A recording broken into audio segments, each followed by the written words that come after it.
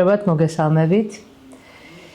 ჩემი მეხუთე პოდკასტია დღეს და სტუმრად მაგდასთან ზანდება ჩემი მეგობარი, ჩემი უსაყვარლესი ადამიანი, ჩემი მარჯვენა ხელი.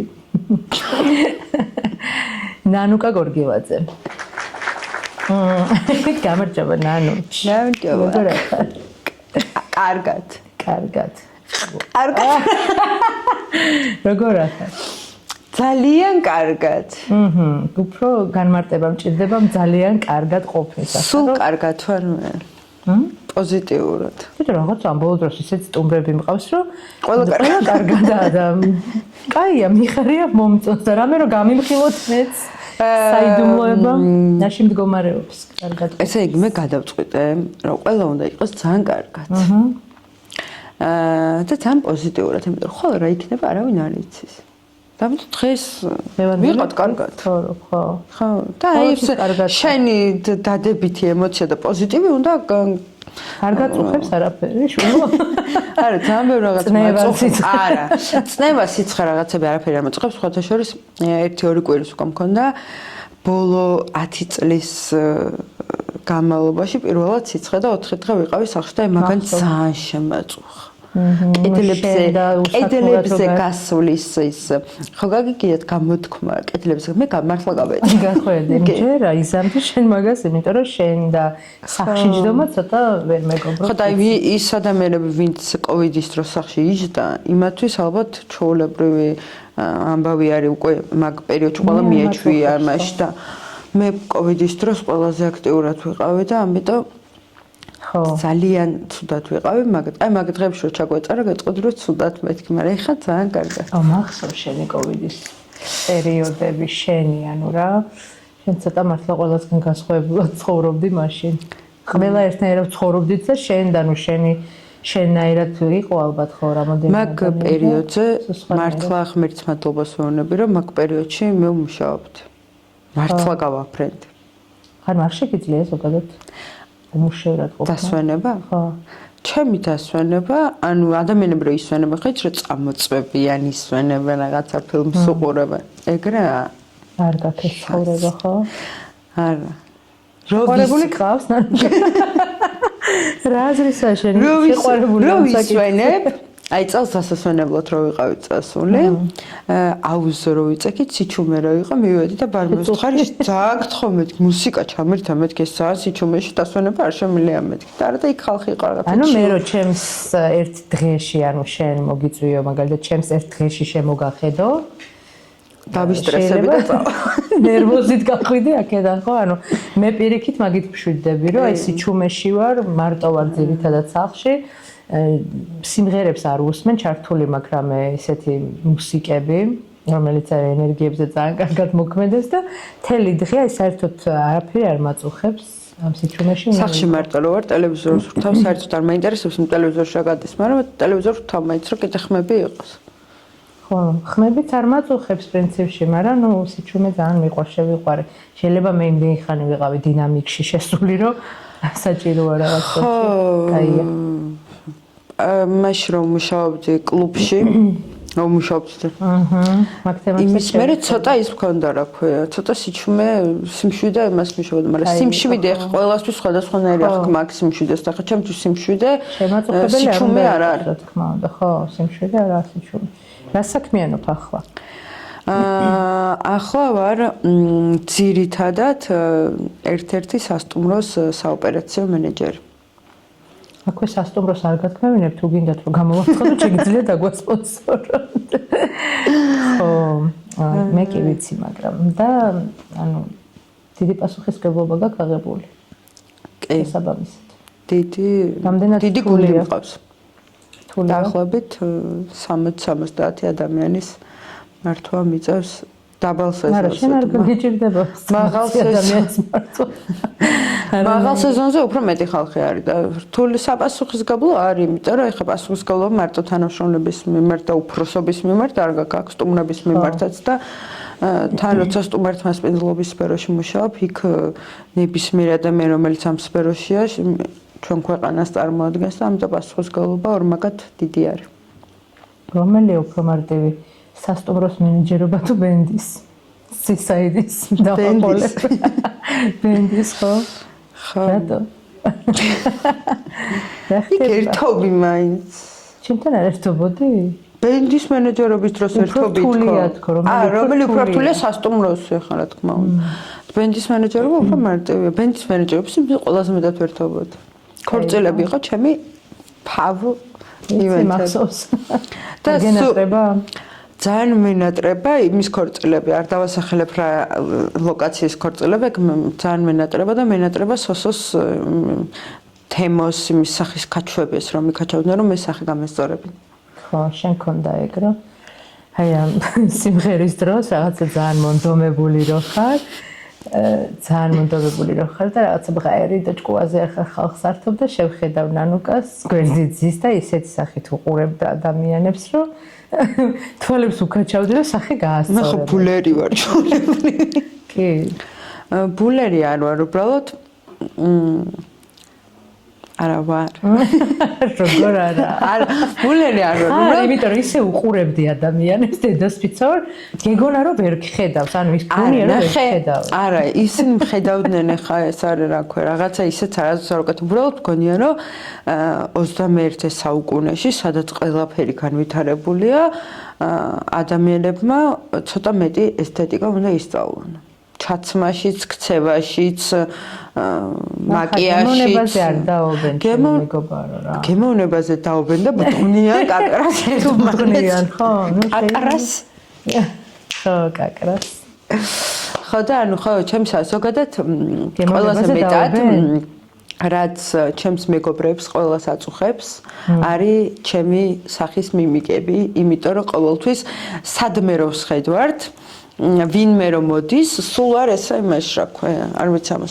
ჯიკავში რომ სახე გავასწორო. იმიტომ ყველაფერი სახეზე მაწერია.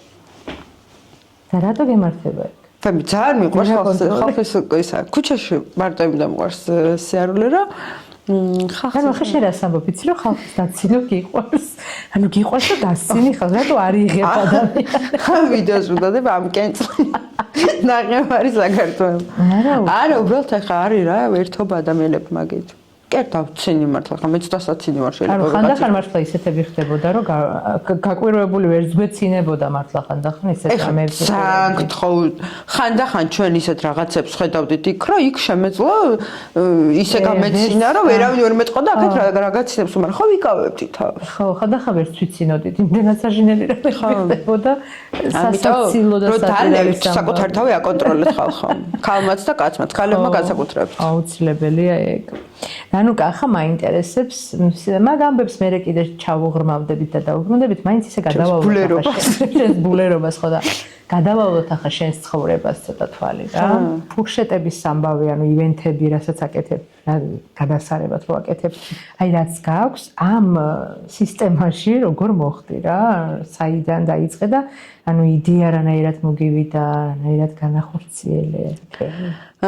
ივენთ თბილისში რომ მუშაობდი, იქ მუშაობდი სარეკლამო კომპანიაში და ძალიან ბევრ ღონისძიებაზე გვიწევდა ეს სარეკლამო მომსახურება და შესაბამისად ძალიან ბევრ ადგილას მოვედით ამ იმაში, რა ქვია, ამ სფეროდან და მე ბათუმში რომ დავბრუნდი, ერთ-ერთ რესტორანში რომ მუშაობდი, იქიდან გაგვქონდა ეს კვებითი მომსახურება გქონდა. მე ეს რესტორანი დაიხურა და წლების შემდეგ, დაახლოებით 2-3 წლის შემდეგ, ის კომპანია, რომელსაც იმ რესტორნიდან უწევდით მომსახურებას, დამიკავშირდა და მითხრა, ხო გაქვს ისევ ეს კეითერინგული მომსახურება და ხვალიდანო გვჭირდებაო. აჰა. ხო და მე ხო ძაბედნერი ადამიანი ვარ ზოგადად. კი, როგორ ამაკო. ხო და კი მეთქი უთხარი. და გავუკეთეთ მაშინ წითელი ჯვრის გარისკე. გაბრისკე არაფერი არ მქონდა საერთოდ. არაფერი საერთოდ არ მქონდა. დავურეკე ჩემ მეგობარ თინას და უთხარ თინა მეთქი თან ისე მოხდა რომ 1-3 დღით ადრე მე და თინა და ენრი საუბრობდით როგორ გადაგვეტანა ზამთარი ბათუმში. ნუ კაი გავიგე ჯოკერი ვითამაშით ერთხელ გავისეირნეთ, გაწვიმდა ბათუმში, მე რა გაგვექნა და აი ამ ლაპარაკის მერე სამ დღეში დამირეკა ამ წითელი ჯვრის ორგანიზაციამ და კი მეთქი უთხარი გავუკეთეთ მერე ავდექი და ეს ყველაფერი განვათავსე სოციალურ ქსელში. მერე მალევე საქართველოს ბანკმა დაგვირეკა და შეგვიკვეთა და ესე მიყვა და დღეის მდგომარეობით დაახლოებით რავი ძალიან ბევრი ღონისძიება გვაქვს გაკეთებული და ვამატებთ რაღაცებს წელს ახლა ახალი წლის გაფორმებები დავიწყეთ. წელს ახლა მთელი დეკემბერი იმაზე ვიყავი ჩამოკიდებული რა ქვია. არა რა ქვია იმას. ძალიან მიყვარს ეს ძალიან მომეწონა სხვათა შორის. გადასატანი რო არის რა ქვია. ჩილზე იწყება? ხარაჩო. ხარაჩოთი ეს გადასვლა და გადმოსვლა, ანუ თელს იმაში საღამოებით რო გამოგევლოთ ბათუმში, ხან ლენინის ქუჩაზე ვკატაობდი, ხან იმაზე რა ქვია მარჯანიშვილზე. ძალიან კაი ხულობდი კი. კი. ხო, ახლა საკმაოდ წარმატებული ბიზნესი გაქვს, ასე ვთქვათ და კი, წარმატებული, ნუ ჩვენი ადგილი დავიკავეთ ამ სფეროში, ჩვენი სათქმელი ვთქვით და იმედი მაქვს, რომ კიდე გავაგრძელებ. შრომატევადი არის რა თქმა უნდა. შრომატევადი მეტად არის საპასუხისმგებლო, იმიტომ რომ კონკრეტული ივენთი არის ის ერთი დღე, რომელიც ძალიან საპასუხისმგებლო იმ კომპანიისთვის და შენმა ერთმა პატარა შეცდომამ შეიძლება მისი ღონისძიება ძალიან გააფუჭოს. რა სირთულეებს გადიხარ ზოგადად დამკვეთებდა? რის ღონისძიებებს ხო, აი მაგალითად რა შეიძლება, აი რა სირთულე შეიძლება შეგიძლიათ ესეთი? არის არასდროს არიციან რა უნდათ. ღონისძიება უნდათ. არიციან რამდენი ადამიანი, ალბათ 50 მოვა, მაგრამ მე მიდიხარ 100 კაცი გვხდება, მე უკმაყოფილება არის, მაგრამ რაღაც ნაწილი მაგმაში ცოტა მივდივართ უკვე განვითარების ეტაპები, გავიარეთ, რომ ადამიანები თვლიან წესიერად, რამდენი სტუმარი ეყოლებათ და მაგის პრობლემა აღარ არის, მაგრამ დამკვეთებთან ურთიერთობაში სირთულე ძირითადად არის ის, რომ თვითონაც არიციან რა უნდათ.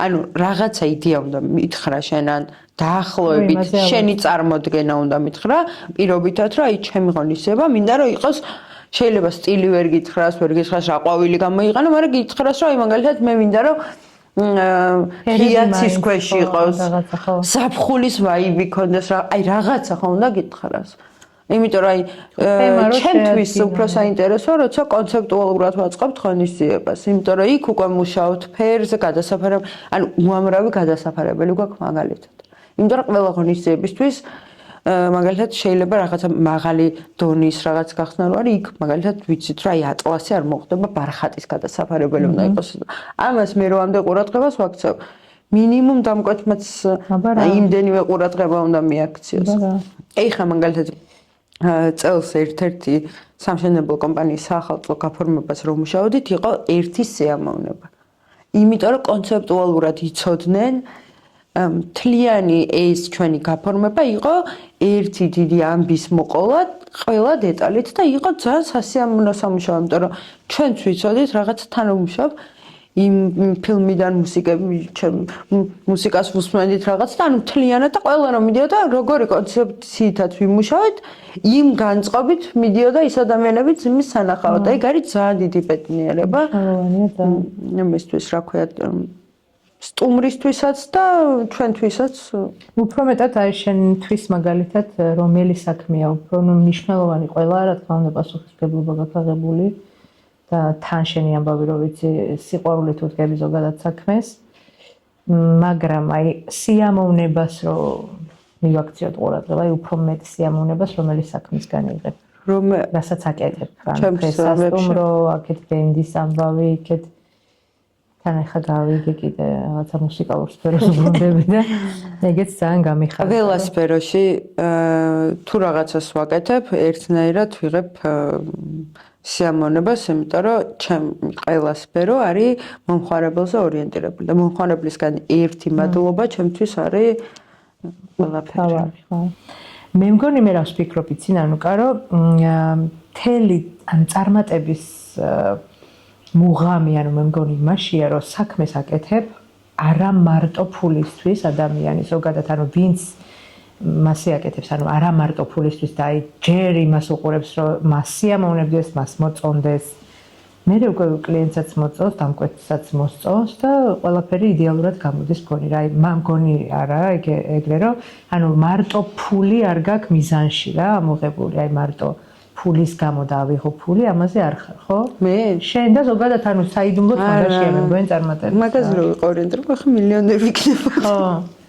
არა, ჩემთვის მნიშვნელოვანი არის.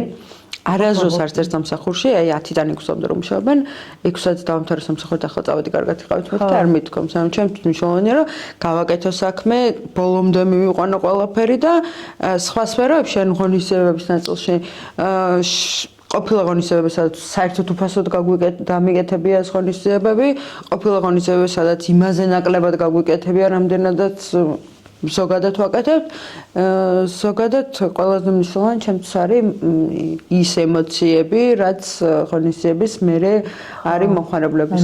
ეგ მირჩევნია ყველაფერს, ანუ ყველა თანხას მირჩევნია აბსოლუტურად. ეხლა ანუ ვიღაცა შეიძლება დებილი ვეგონო ახლა რა ფულის გამო არა, ფული ისედაც რა თქმა უნდა შემოდის. ხო, ნუ ფული ეხლა ენთუზიაზმზე, თუმცა რომ დავიწყეთ ეხლა მუშაობა ენთუზიაზმზეც მუშაობია და საერთოდ პირველი სამსახურში რომ დავიწყე მუშაობა 50 ლარი მქონდა ხელფასი, მაგრამ ეხლა უკვე იმ ეტაპზე ვარ, რომ შემიძლია რომ რაღაცები გავაკეთო მარტო იმიტომ, რომ სიამოვნება მივიღო. ხო. ნუ ჩვენი და ახალგაზრდა ბავშვები ეგრე არ არიან. არა ხო? ეხლა რასაც ვუყურებ, აი ეს Gen Z თაობა რაც არის, იმათვის მნიშვნელოვანი არის, რომ აი სმენაში მოვიდეს, დაამთავროს სმენა. არ ვიცი, ეგ შეიძლება ეხლა ვიღაცისთვის ჩემნაირი თანამშრომელი უკეთესი, ვიღაცისთვის შეიძლება ის Gen Z თანამშრომელი უკეთესია, რომელიც ნორმირებულად მუშაობს რაღაცა 10-დან 6-მდე. და შეიძლება ცოტა არაჯანსაღი არის ჩემნაირი თანამშრომელი, რომელსაც შეუძლია რომ არჩევათი ქონდეს, არც კვირა ქონდეს. ეხლა ვიღაც ფსიქოლოგებისთვის მაგალითად ჩემნაირი თანამშრომელი არ არის ნორმალური, იმიტომ რომ არაშრომის უნარიანია, მე ადამიანი რომელიც სულ მუშაობს, მაგრამ მე მგონია რომ მეც და ჩემ თაობასაც ესე მუშაობა გამომუშავებული გვაქვს, იმიტომ რომ ჩემ თაობაზე მეტად, ანუ ჩემ სფეროში ვინც მუშაობს, ყველა ეგრე მუშაობს. როგორ ფიქრობ, აქ ირღვევა ადამიანის უფლებები, ნუ მართალია ვეთანხმები ფსიქოლოგებს თუ ასე ფიქრობენ და მგონი მართლა ასე ფიქრობენ, რომ ადამიანმა უნდა იმუშაოს ნორმალურად რა, 7 საათი თუ როგორცაა, ხო? ხო, განსაზღვრულად იმუშაოს და არა 24/7-ზე იყოს ჩართული. ან პირობითად მე რომ დავასრულებ 6 საათზე სამსახურს, მერე ტელეფონით არ უნდა ვაკეთებ და კიდე მთელი ღამე სამსახურის საქმეებს რა. ანუ ჩვენთან რამდენად არის ეგ ჩვენს ქვეყანაში ზოგადად ანუ ქალაქშიც და ქვეყანაში რა, რამდენად იმაშვებიან ამას აბალანსებენ და რამდენად დაცულია ეგ დროები ანუ ყველა კომპანიაში არის შრომის უსაფრთხოების და ეს შრომის ინსპექცია რაც ყავს, ეგ ყველგან კონტროლდება. ჩემი 6 საათის მერე დარჩენა, ეს არ არის დამკვეთის და დამსაქმებლის მოთხოვნა, ეს არის ჩემი კეთილი ნება, რომ დავასრულო ჩემი საქმე. ამას ვერავინ ვერ ანუ ბევრი გაქვს საქმე, ანუ აქედან გამომდინარე ალბათ იმაზე მეცი. ჩემთვის მაგალითად ნებისმიერ ანუ ეგრე გამოდის, რომ ყველა ადამიანი 8 საათი არის სამუშაო დღე, მაშინ განსაზღვრული. ხო. არასრულწლოვნების შემთხვევაში კიდევ უფრო ნაკლები არის ეს განსაზღვრული დრო. თუმცა მე თუ რაღაცას ვაკეთებ და ბოლომდე ვერ მივიყვანე, რა შემიძლია რომ ხვალ დავასრულო. არიან ადამიანები, ჩემნაირები, ვისაც უნდა რომ დღესვე დაასრულოს ეს საქმე. რა თქმა უნდა, ამ დროს დამქირავებელი არ ერევა, დამქირავებელმა იცის რაღაცა დედლაინს რო გაძლევს, იმ დედლაინში უნდა გააკეთო, მაგრამ ხა მე მაგალითად არ მიყვარს, რომ საქმეს რო დავიწყებ, ხვალ გადავდებ ამას და ხვალ დავასრულებ, ჩემთვის არ არის და ჩემნაირი ადამიანებისთვის ალბათ არანორმირებული ეგეთ სამუშაო, მაგრამ ეს რაც კითხვა დამისვე, ხა ეგ რეგულირდება. ნებისმიერი ყველა დამსაქმებელი ძალიან მათ შობა რა ქვია, ანუ იცავს ამ წესებს, რომ 8 საათზე მეტი არ ამუშაოს თანამშრომელი, ან თუ ამუშავებს ზეგანაკვეთური ისა გადაუხადოს, იმიტომ რომ ძალიან დიდი ჯარიმები არის. ყველა აკეთებს ამას? ჯარიმები არის? ჯარიმები არის. ვინც არ აკეთებს, ახლა მე მგონია, რომ უბრალოდ ანუ ნებაყოფობითია რა, თანამშრომელს თუ უნდა იმუშავებს და თუ იმუშავებს. ზეგანაკვეთური ანაზღაურების შემთხვევაში შეუძლია რომ იმუშაოს. როცა ანუ ზეგან ჩვენთანაც ყოფილი ხა ჩემს სფეროში მით უმეტეს არის აი ღონისძიებების ნაწილში, როცა დავუშვათ ბანკეტი გვაქვს ან რაღაცა, იქ ხდება ზეგანაკვეთური მუშაობა. ამ დროს ხდება დამსაქმებელსა და დასაქმებულ შორის შეთანხმება, რომელიც რა თქმა უნდა ანაზღაურებადი არის. არა გაწერილი ანაზღაურებით, უბრალოდ ზემოდან დამატებით თუ უნდა დასაქმებულს შეუძლია აიღოს თუ არა და დავა სახში ჩვეულებრივ. არასრულწლოვნები მუშაობენ? არასრულწლოვნების მუშაობა შეიძლება კი უბრალოდ იმათ აქვთ უფრო ნაკლები სამუშაოდ, რომ თუ სრულწლოვან სამუშაოდ 8 საათიანი გრაფიკით, არასრულწლოვანს აქვს თუ სწორად მახსოვს 6 საათი. რა კაია. ზაფხულში ძირითადად მათთვისაც დიდი გამოცდილება არის და ჩვენ ყოველთვის ვცდილობთ, რომ არასრულწლოვნებიც ოღონდ რა თქმა უნდა არასრულწლოვნებს ვასაქმებთ მშობლის ხელწერით. მშობელმა აუცილებლად უნდა იცოდეს ამის შესახებ, მაგრამ იქ არის რაღაცა ნორმები, რაც უნდა გაითვალისწინოს არასრულწლოვანთან მიმართებაში და ეხლა რასაც სასტუმროს ნაწილში ასე ვთქვათ გვინდა რომ დავაისაქვთნათ რა ქვია რაღაც წესად იყოს, არის რომ საფხულში როცა უნივერსიტეტის ბავშვები ამთავრებენ სწავლას და ყოველთვის რაღაც იმას რო ეძებს ადამიანი ვაკანსიას რო ეძებს იმხელა გამოცდილებას ითხოვენ რომ გეგონება ეს ბავშვები რაღაცა ბავშვობიდან დასაქმებული უნდა იყვნენ და თუ ჩვენნაირი კომპანიები არ შეუწყობს ხელს რომ ამ ბავშვებს რაღაცა ის მისცეს რა ქვია სტაჟირება გაატაროს სადაც შემდგომ სტაჟირება ხო ჩვენ ძალიან ღია ვართ მაგ ნაწილში გვირჩევნია ერთი ყოველთვის კარგი არის როცა ისეთი თანამშრომელი ყავს რომელსაც არ იცის რაღაცა და უნდა ასწავლო უფრო მარტივი ის არის რა ქვია რამდენად არის კონკურენცია დღესდღეობით ბათუმში სფეროში ჯანსაღი კონკურენცია ან თუნდაც რამე არა ჯანსაღი ბევრია მაგრამ ჯანსაღი ჩემი სფერო ეხა ისეთი არის რომ ჩვენთან არაჯანსაღი კონკურენცია ვერ იქნება აბსოლუტურად საქმით მტკიცდება იქ რასაც აკეთებ და კონკურენცია დიდი არ არის იმიტომ რომ მიუხედავად იმისა რომ სასტუმროს ნაწილზე თუ მოვარგე სასტუმროს ნაწილში მიუხედავად იმისა რომ ამდენი სასტუმრო არის ბათუმში და რეალურად მოთხოვნა უფრო მეტია ვიდრე ეს რა ქვია ადამიანები რომლებიც ამ სფეროში მუშაობენ ძალიან ცოტა პროფესიონალის პოვნა არის შესაძლებელი. და ამ შესაბამისად დიდი კონკურენცია მაგ ნაწილში არ არის.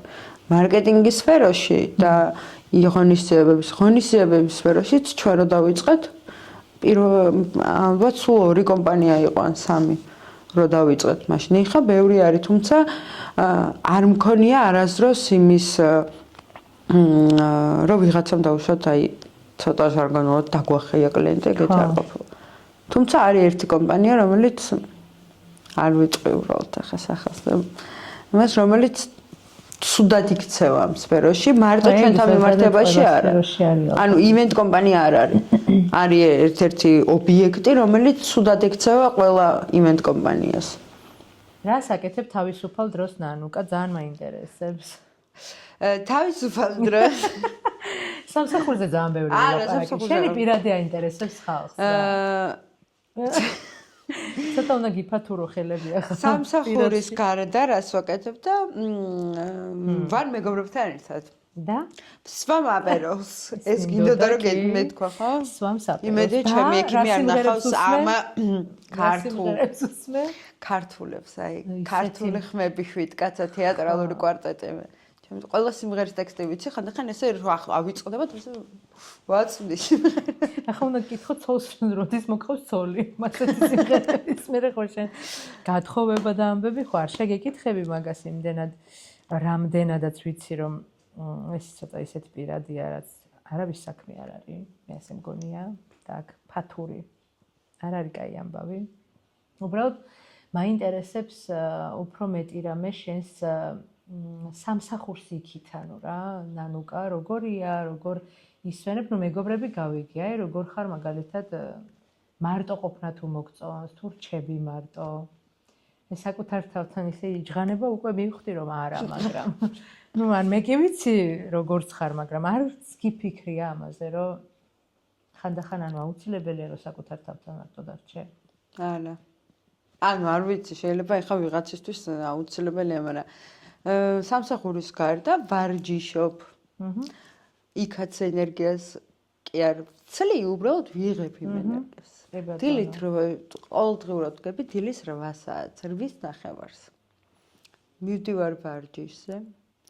მე ვმუშაობ. მე საღამოს მივდივარ ჩემ მეგობრებს ნახულობ და მე ვიძინებ, მე დილით ისევ იგივე ხდება.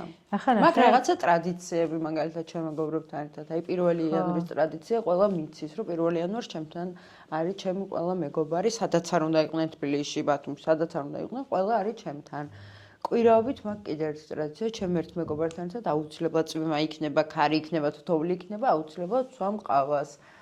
ეს რაღაცა ტრადიციები, მაგ აი ჩემი მეგობრები და სამსახური არის ჩემთვის რაღაცა ისეთი ნაწილი, რომელიც აი სამსახურიდან შემიძლია გამოვიდე, დავტოვე იმ წუთას რაღაცა თუ ჩემ მეგობარს რაღაცა სჭირდება. იმიტომ რომ ანაწილებს სამსახური მეგობრები. ვანაწილებ და ეგ ორი ერთი მაზე მაქვს რა. აი სამსახური ჩემთვის ძალიან პრიორიტეტულია, იმიტომ არა რომ ხელფასი ავიღო, იმიტომ რომ ეს მე ანუ ეგეთი ვარ და მაგიტო, მაგრამ მაგასთან ერთად ზუსტად ეგეთი ვარ მეგობრებთან, იმიტომ რომ მეგობრების გამო შემიძლია არ დავიძინო არა. ყველაფერი შემიძლია ვქნა. იმიტომ რომ საოცარი მეგობრები მყავს. ნამდვილად გითხრები. იმადგა რო არ მოდიოდეს იგივე, და შენაც ეგეთი ხარ. რო არ მოდიოდეს იგივე, ალბათ ჩემგანაც არ იქნებოდა, მაგრამ ზუსტად რასაც ვიღებ იმას და უფრო მეც გავცემ. შენაც მეგობარი ხარ ჩემი აზრით, ხო იგივე შემიძლია ვთქვა შენზე, რომ იმდენად ყურადღებიანი და რაღაცა სხვანაირი მეგობრობა იცი რა და მართლა ალბათ მაგარი. ნანა. მოკლედ შენ გაქვს ესეთი წესები შემოტანილი ჩემთან და ვინც არ იცით ნანუკა არის ის ხმა ვინც უსვამს კითხვას კადრს მიღმაროზის და კითხვას უსვამს სტუმარს და ამ შემთხვევაში თვითონ უნდა დაუსვას ეგ კითხვას სტუმარს და მე შენ რადგან აქცი ხარ შენ უნდა დაგისვას ვინმემ გარედან ხო სხვა ხმამ და ეს სხვა ხმა იქნება კეთი და კეთი დაგისვეს კეთიც ერთ-ერთი ადამიანია ვინც ჩემი მეგობარი ვინც მეხმარება გიორგიც მეხმარება ხო და კამერის უკან მოკლედ ეს ხალხი დგას და ნანუკა ძალიან მაინტერესებს რა კითხვას დაუსვამ შემდეგ სტუმარს იმიტომ რომ შენ არინდობ სტუმრებს და ისე უსვამ კითხვებს არ მახსოვს წინა სტუმრს დავუსვამ, მაგრამ შემდეგ სტუმარს დავუსვამ კითხვას, რა აბედნიერებს ყველაზე მეტად 3 რამ ჩამოთვალოს, ოღონდ ღრმა პასუხებები იმიტომ. ჭამა დალევა დილითად გომოდა ჩემნაირად ხა აპეროლიც ეკვა და ისა ტაშბანდური არა. მოითხოვა სიღრმე. ანუ სტუმარს მოვთხოვ რა შეიძლება ეკვემოდა და პასუხი გვითხრას. კი ბატონო, არ არის პრობლემა და შენ მოისმინე და კი მე მოვისმინე. კარგი და შენ რადგან უსვამ კითხვას გარედან კამერის იქით კიდე სტუმარს ამ შემთხვევაში კეთი დაგისმევ შენ კითხვას და კეთი მიკროფონს გესწრი და იმედი მაქვს რომ დაიჭერეთ როგორი წარმოგიდგენია საკუთარი თავი 10 წლის შემდეგ? ჩაგაჭირა თეთრმა 10 წლის შემდეგ 10 წლის შემდეგ სამსახურში როგორ წარმოვიდგენია თუ ზოგადად არა მაშინ სამსახური არ ხარ ნანუკა ვიქნები ისე ასეთი ლაღი ბედნიერი ხა ვიცი კეთიმ რაც იგულისხმა იქით რა ინტერესებს 9 შვილი მეყოლება თუ 3 შვილი მაგრამ მაგ კითხვაზე პასუხს ვერ გაგცემთ იმიტომ რომ ეგეთი ამები არა კეთი ამ შემთხვევაში მე ვფიქრობ რომ პირად ცხოვრებაზე არ დაგისმევ და ქმარიშვილები მაგას კეთი არ დაგისმევ და მე ხარ რადონემდეც ვიცნობ მე ხო გინდოდა ეგ კომენტებს კითხავდა ანუ ეგ მე ვიქნები მაინც ესეთი ბედნიერი ვიქნები ისე პიროვნულად როგორ ვიქნები პიროვნულად, ეხლა ნახე 30 წელს ხვდები ორ დღეში. რა გაკეთებული? ბაზამირებული ხარ? 30 წელს ხვდები და პიროვნულად 30 წლის ადამიანი უკვე შემდგარია რა. ანუ 30 წელს თუ ვერ ხარ შემდგარი, მაშინ ავიწყე გადაიდე პეღზე და რავი გადატრიალ. ნამდვილად შენ ხო და მე ანუ მგონია რომ მაგნაწილში შემდგარი ვარ და ჩემთვის თავარია რომ 10 წლის მერეც მქონდეს ეს ენერგია. ეს შემართება ცხოვრების მიმართ და ზუსტად ისევე მიხაროდა ცხოვრება როგორც ეხა მიხარი.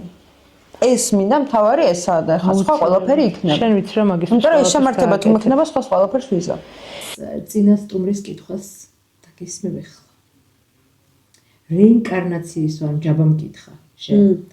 მაგრამ ჯაბა მარიცო და შენ თუ იყავი სტუმარი. რეინკარნაცია რომ არსებობდესო.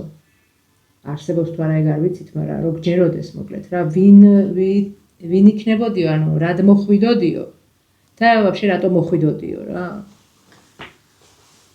ვინ იქნებოდიო вообще რეინკარნაციის რო გჯეროდეს. არაჩებიული ხო, შეიძლება შენი კითხვა, მაგრამ თევზია. რატო? თევზი ყველაზე მეტად მიყვარს წყალი. სხვა მე მგონი ბათუმი სხვა გიტომ მიყვარს, რო სხვა. არა და როგორი სულიერი ნიშანია თევზი, იცი? აი დედას საერთოდ ხო არ მჯერა ჰოროსკოპების, ანუ ჰოროსკოპია ის რაღაცა ასტროლოგია, არაფრით საერთოდ არ მჯერა და ანუ არ არის. 100%-ით არც. თუ წავიღე, აი ხوارი რა ის ქროვის რო სამგივარ თევზი. ანუ ხო შეიძლება ერთხელ მაინც რაღაცა დაემთხეს, რომ არა დაემთხეს რას ვამბიცი, რომ აი დღეს კარგი დღე გექნება ეგეთი კი არა. აი თევზები ესეთი რომანტიული შენ არ ხარ კლასიკური თევზები სავარაუდოდ, ისე როგორც მე მგონი ცოტა არ მე არეული ვარ რაღაცა დაბადებაში. არა მართლა, მე არ ვარ კლასიკური მაგრამ თევზი ვიქნებოდი, იმიტომ რომ ზღვა, მზე და წყალი ყველაზე მეტად მიყვარს. აი ახლა შენმა პასუხმა მე კიდევ ერთხელ მაფიქრები რომ შენ ბლოკავ შენს ემოციებს და შენ ახლა თევზი ვიქნებოდი, ანუ მაინც წახვედი შენი ნიშნისკენ რაღაცნაირად და სულიერება შენ უნდა ამოიგანოზე და მე სულიერად ძალიან მტკიცე, რომ უბრალოდ სულ კარგად ეს არ გეუბნები გოგო, კი ვიცი რომ მტკიცე. ალკა ძალიან დიდი მადლობა სტუმრობისთვის. და მინდა რომ შენი გზა როგორც გააზიარე და ვიცი რომ ძალიან დიდი გზა გაქვს გავლილი და კიდევ ბევრს გაივლი. მინდა რომ სამაგალითო იყო ყველა ბავშვისთვის, მოზარდისთვის, არ ვიცი ყველა ადამიანისთვის იყო სამაგალითო და ხარ კიდეც სამაგალითო როგორც ვიცი და ჩემი შვილისთვის მაგალითად რავი ყოველთვის მაგას ვეუბნები ჩემს შვილს რომ აი ნახე ნანუკა როგორია და მართლა მინდა რომ გამიხარდება რომ შენაირი გაიზარდოს მართლა და ხალხმა მართლა სამაგალითო ადამიანია. ძალიან დიდი მადლობა შენ ამისთვის, მეგობარიც და ადამიანიც და вообще кай გოგო. მადლობა. ძალიან ემოციური ტექსტი. ნუ გეკითხე. ემოციო ადამიანებსაც ემოციური. ხედავ? ჩაგაჭირე. წარმატებებს გისურვებ. მადლობა. შენს პოდკასტში, ზოგადად ყველაფერში. მე მაინც მგონია რომ ერთ წელიწადში ჩვენ ისევ სცენაზე შევხვდებით ერთმანეთს, მაგრამ პოდკასტს არ უშლის ეს რა. კი, არანაირად. ბევრი საინტერესო სტუმარს გისურვებ. მადლობა. და გისურვებ იმას, რომ ადამიანები თვითონ გიკავშირდებოდნენ, რომ შენ პოდკასტში მოხვდნენ. სხვათა შორის წერენ. და ეგ ძალიან კაია. მოგვიწევო. მეხუთე პოდკასტის დროს ხო. მადლობა ძალიან დიდი და ძალიან მიყვარხარ ძალიან. ძალიან დიდი მადლობა მეგობრებო რომ უსმინეთ ჩემს მეხუთე პოდკასტს, უყურეთ და გამიხარდება ძალიან თუ გამოიწერთ ჩემს YouTube არხს და ლაიქებთ. მეც დავიწყე ეგეთი რაღაცები და ძალიან მიკვირს, მაგრამ ნუ აი მეგობრულად გთხოვთ რომ დაალაიქოთ და გამოიწეროთ და რავი, ვილაპარაკოთ ძალიან ბევრი, ვისაუბროთ შინაგანზე, გარეთ რა ხდება აი ამაზე ყველაფერზე რა ვიცი, გავაზიაროთ და ძალიან გამიხარდება. დამიკავშირდით თუ გინდათ რომ ისაუბროთ და მოხდეთ ჩემს პოდკასტში და დიდი სიამოვნებით მასპინძლებთ ჩემს სახლში. ძალიან დიდი მადლობა და ნახვამდის.